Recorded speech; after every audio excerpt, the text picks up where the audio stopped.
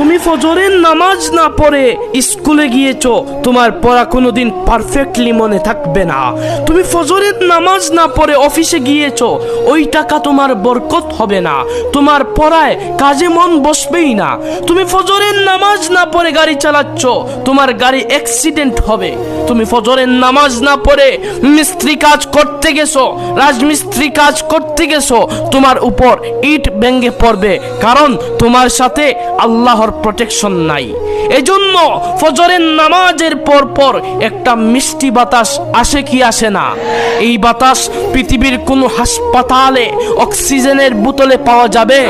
এই বাতাস পৃথিবীর কোনো এসি থেকে বের হবে? এই বাতাস পৃথিবীর কোনো ফ্যান থেকে বের করা যাবে? এই বাতাস পৃথিবীর কোনো বাতাসের সাথে মিলবে না। সেটা শীতকাল হোক, গ্রীষ্মকাল হোক, বর্ষাকাল হোক, যখনই হোক, আপনি দেখবেন সুবহে সাদিকের পরে এমন এক বাতাস এসেছে, যেই বাতাস আপনার শরীরে লাগার সাথে সাথে মনে হয়েছে আপনি কিছুক্ষণের জন্য জান্নাতের